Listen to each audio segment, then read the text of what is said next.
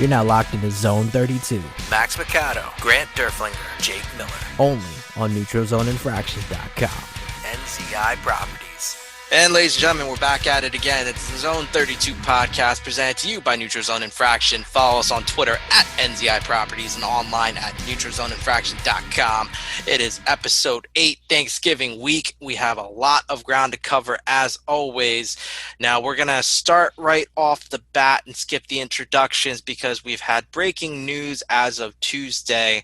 The Ravens have had several personnel test positive for COVID-19, as well as close contacts with staff members and players having to be quarantined and perform contact tracing. As of this recording, we don't have a full list yet of all the players who will be out of action, but some of the confirmed names include Brandon Williams, Pernell McPhee, Iman Marshall, who already was on injured reserve. Oh, and then, of course, we can't forget two of the starting running backs, J.K. Dobbins and Mark Ingram. So definitely a huge blow heading into Thursday night's Thanksgiving game against the Pittsburgh Steelers, which, again, as of this recording, is still on pending further positive results. But, gentlemen, before we get into Thursday night's game, we have to talk about the way that this week has turned out between these positive COVID results and the injuries and just being decimated in general coming out of the Ravens' loss in overtime to the Tennessee Titans. Heartbreaking loss in a near must-win game, 30-24. Grant, I'm going to start with you. I know you, like the two of us, I mean, all three of us together, we have had a lot on our minds, and not a lot of it positive, but have at it. What are your thoughts on this past Sunday's game? I mean, there's a rude awakening, dude. Like, I mean, we talked a little bit last week. We talked about, kind of it being like a must-win, not must-win type thing. But at the end of the day, like, we needed to win that game. And we discussed that as well. It was an ugly loss. It was one of the more painful losses I think that I can, since probably the last time we lost to them in the playoffs. You physically beating a team – we had our way with them the entire game. The Ravens were just doing whatever they wanted at will, offensively and defensively, controlling the line of scrimmage, everything. Still back to the whole thing, these receivers, man, like, I guess you could say some plays are getting open.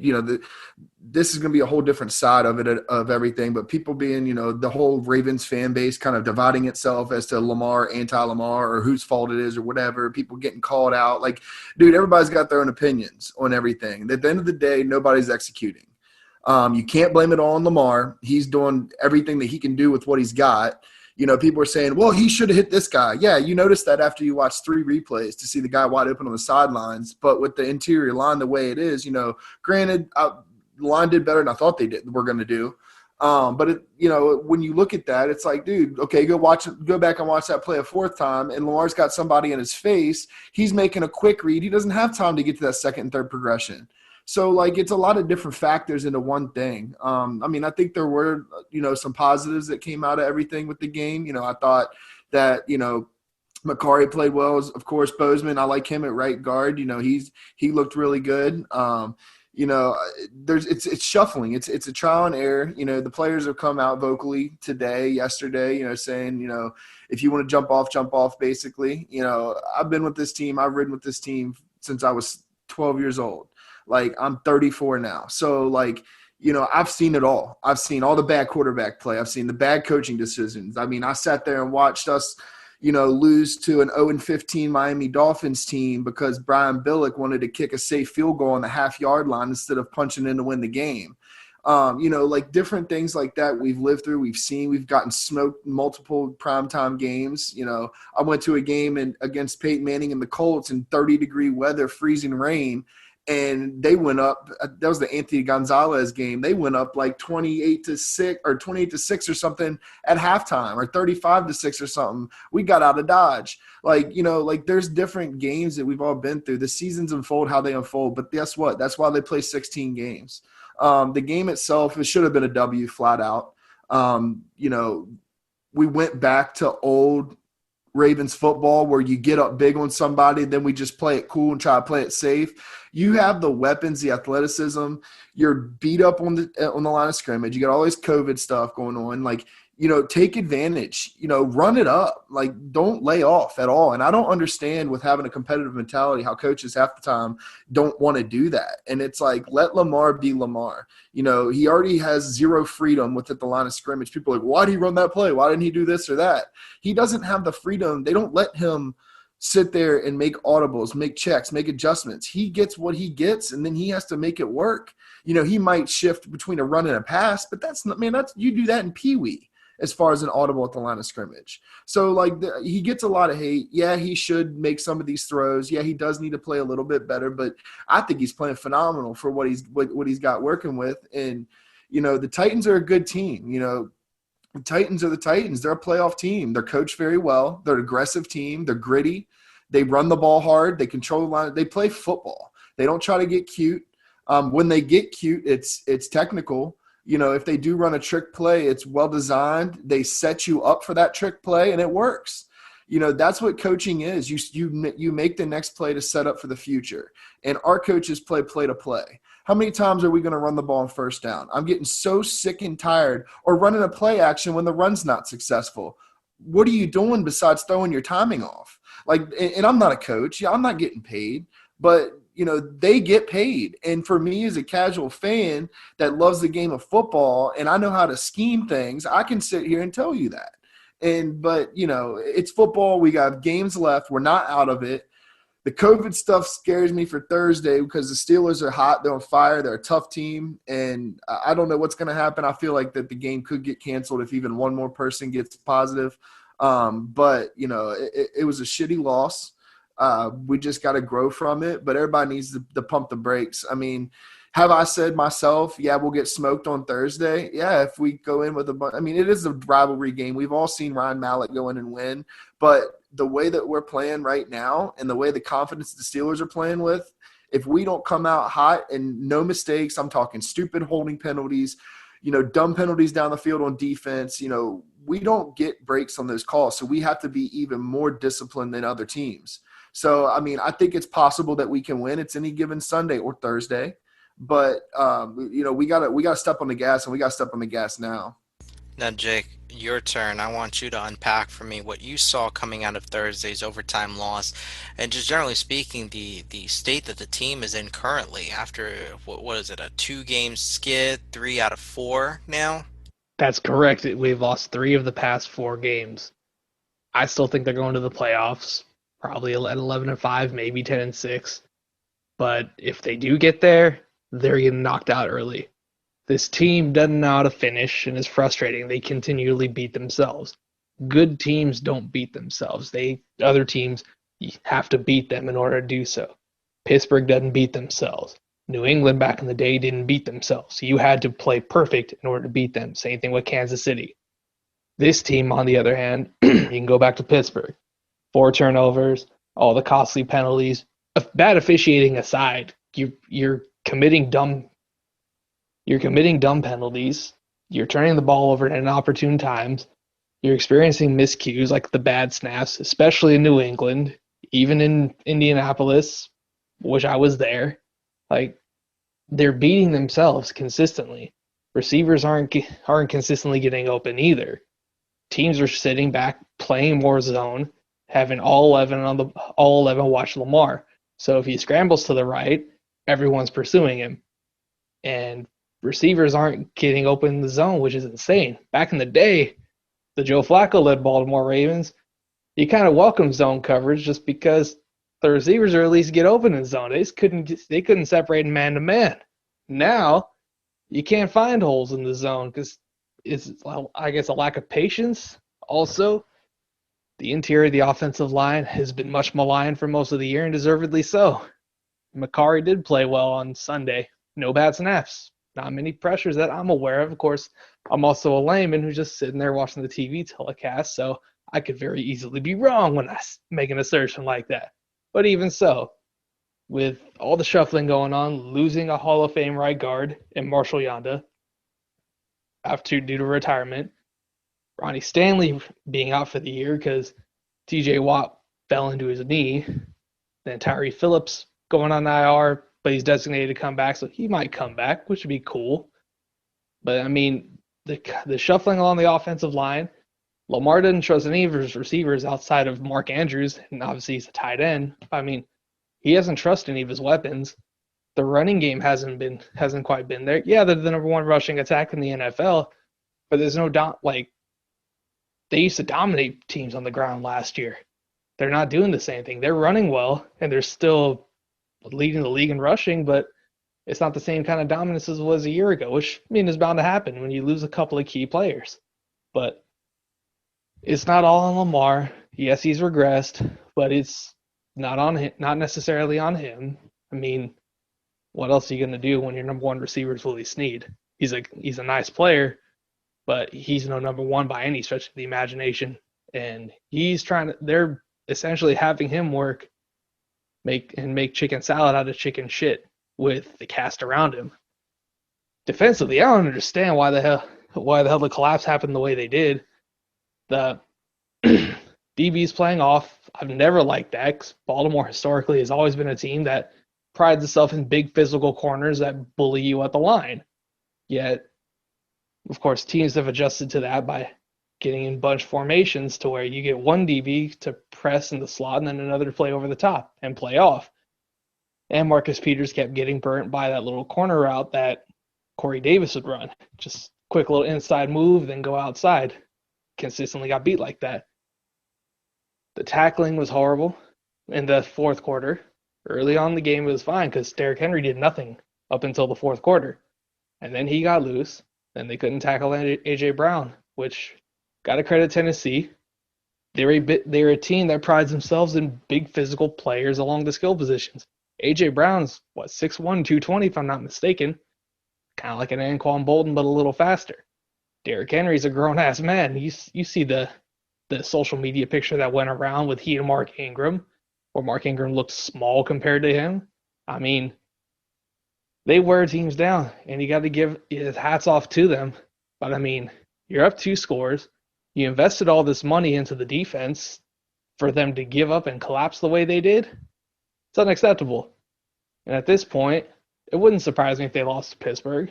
Let's be honest. With the players going on COVID, with the injuries they're dealing with the lack of inspirational football that they've been playing, it wouldn't be surprising. Also wouldn't be surprising to beat them because that's just how those games go. We've beaten them with Ryan Mallett, and they've beaten us with Charlie Batch.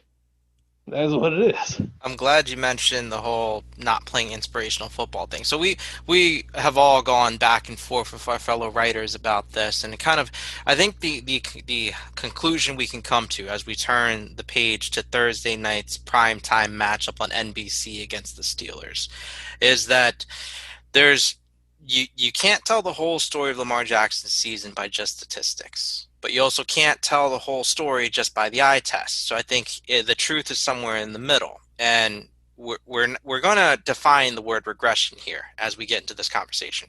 Obviously, you can't match or top an MVP caliber season like last year so easily. We knew that there was going to be, some sort of statistical regression. We get that. I think the problem that we're seeing here is there's inconsistency because while the numbers support that Lamar is doing better than it looks, the problem is the team has not been stringing together drives in the same dominant fashion with the same consistency. They'll have a great drive here and there, especially running no huddle or hurry up offense. But then they'll go 3 and out twice in a row or turn the ball over at the worst possible time. And it's just I think the team just isn't putting it together and probably won't for this season. I think the 3 of us have resigned ourselves to that fact. But Grant, turning to you and turning our attention again to this Thursday night game, if it occurs Thursday night, or even if it occurs this weekend, this matchup against the Steelers is a tall task. Grant, walk me through what is this team going to have to do besides the obvious, and that's, kind of hope and pray and wish and shit in one hand and hope in the other and hope that you walk away from this game unscathed. What's this team going to have to do to upset the Steelers in a game that in any other season in the past 5 years could have been in the Ravens' favor? They're going to have to dig deep. They're going to have to come together. This is the type of opportunity as a team. You got all the doubters nationally. You got your own fans, semi-doubting you. The faith is there, but we know that this isn't the team that we all love, as far as, play like a Raven mantra. But you have the ability to do it, but they're going to have to just come together as a unit, because this is the type of game where this could spark a run. And, a run can spark a lot of interest within the playoff atmosphere. So, if they get hot right, people start coming back from these COVIDs. People start coming back from injuries slowly. People start getting more comfortable in the offense. Throw that X up. That's a little shot at that. Get that man the football. Now, this whole game, the Steelers are playing, we all know the Steelers are going to catch about every break they can possibly catch. So we're going to have to play our A game. And sometimes the A game isn't the best. Look at last night, for example. You got the Kansas City Chiefs come out with a W, but the Raiders played the best game they could possibly play, essentially. So it's like, going back to what Jake said, you have those types of teams like the Chiefs, I hate to say it, but they don't beat themselves. They make teams beat them. And look how good the Raiders played and lost. So, this is the type of time of the year. You're on prime time. The whole world's watching you. This is where you make a statement. This is where you shut up all those ESPN insiders. This is where you shut up all those Twitter warriors, sitting there just trying to troll, talking about, but it's like, look in the mirror, bro. Like, we have the ability right now to make a statement on Thursday. And as much as I think that the game could go either way, we have to win that game. I do think it's possible, but like I said, everybody's just going to have to come together. Receivers are going to have to get open. I'm going to harp on it again. I talked about it on Twitter. I talked about it last week. I'm getting sick and tired of the play breaks down. I'm watching other teams every week, and their receivers go into a scramble drill, get open, run to the passer, find an open lane, sit in a hole, something, or stand there with their thumb up their ass and sit there, and then they try to stock block. You are in a route, bro. Why are you stock blocking? Get open. They don't know what you're doing at this point. You run a 4-2, Marquise, get open. Like, all these receivers, it's like, dude, Lamar, 3 out of 5 pass plays is making something happen where he has to either step up in the pocket and move around to his right or left, or he's a play action where he's rolling out a boot, something like that. Get open. Like, that should be easy money. And we don't do that. And those things are going to happen. We're going to have to tackle. Claypool's a big boy. He's going to be on the outside. I think Marcus Peters was off last game. I don't know what it was, but something during the game, he just didn't look like himself. Marlon Humphrey didn't look like himself. He even attested to that after the game. And, but players have down games. Those guys get paid too. This isn't a perfect league. Nobody's perfect. Things are going to happen. But it's them coming together that's going to make the difference in that loss that we had last week and a win on Thursday. Now, Jake, to set you up, we talked a bit earlier about this. First off, Grant, thank you for calling Marquise, because Marquise Brown is going to be Marquise. He's not Hollywood until he earns his pay. I've seen no lights, I've seen no camera, and I've seen no action. Exactly. But, Jake, just to set you up a little bit, this game, to put it in context for our listeners, the AFC North title is essentially on the line here. If the Ravens lose this one, they may not, or are likely not to make up ground to the Steelers, and the Browns are in play for the division title, depending on how the rest of the season goes. But that said, it's almost as if the Ravens are playing for their playoff lives as well, even though the rest of the schedule looks favorable. Jake, what is this team going to have to clean up with what little scraps there are left, what little meat there is on the bone to walk out of this Thursday night game unscathed and to set themselves up favorably for this stretch down at the rest of the year? Well, you saw a blueprint for it in that loss to Pittsburgh coming off of the bye week. Run the ball, do it just as effectively as you did that game. Don't turn the ball over. Don't commit dumb penalties. The illegal formations, the false starts, the holds, which have been going unfavorably towards the Ravens when holding calls in general are down, and the bad snaps, the running, the little things like that. missing assignments or blocking. Those are the things you need to clean up. You can't beat yourself if you're going to beat the upper echelon teams. I mean, you can look back to week 8, regardless of whether you had the same players going or not. If they don't turn the ball over 4 times, they probably beat Pittsburgh. That's a 14-point swing with those 2 interceptions. Oh, easily. I mean, that was what it was. So all things considered, they can be beat. You're good enough. You can beat them. You just have to do it. You have to not beat yourself. And that's what separates the good teams from the mediocre to bad teams. Don't do that. Don't do stupid shit. It's the simplest way to go about it. And not to interrupt you though, but you mentioned the illegal formations. Those are driving me nuts personally, because how many of those have happened that have called back a first down? A lot. Like any kind of positive if gain going, it gets called back. Or like the false start yesterday with that, well, not yesterday, but on Sunday with that 3rd and inches. Yeah, it was a bad spot, but I mean, the false start right there, all of a sudden you go back to 3rd and 6, then Lamar has to make the throw to Mark Andrews, and it's a little off, and Mark Andrews had to make a spectacular catch, and he didn't. Yeah, Lamar got that first down. Exactly. No, that was a bad spot, and that ref. I'm not gonna say what I called him on TV. I won't do that. But yeah, no, he is a less than ideal official for our brand of football. Just you need those kind of dudes who don't want to be on TV, don't want their names called. Be like, nah, man, just let them play. It's good. You just kind of clothesline that receiver. All right, no, it's good. That was a clean play. It's all right. That's kind of what you need. But even said, let's not even bitch about the officiating. You doing that consistently is mind-boggling to me. Doing those things. Also, I think G-Rowe and John Harbaugh need to take the training wheels off of Lamar Jackson. He's the MVP. And if teams and defenses are figuring out what you're doing and guessing right, because obviously linebackers and linebackers like the Mike will always try to figure out what the opposing offense is doing. Maybe they'll call that out. The key is give your boy a chance to audible at least, change the play to something else. If they realize that ain't going to work, call something that does. Call some damn quick hitters. Shallow cross, something. I mean, damn. Because, your protection doesn't hold up very well when you go to a 5 or 7 step drop. You have to convert a 3rd and 13 because you just got called back because the play gets called back due to a hold. I mean, damn. So, all things considered, it's the simplest thing. Don't beat yourselves. Don't turn over the ball. Don't commit dumb penalties. Really, that's it. Don't turn the ball over. Don't commit dumb penalties. Don't commit miscues like bad snaps, missing or blocking assignment, running the wrong route, or even giving up on the play when the defense has it covered.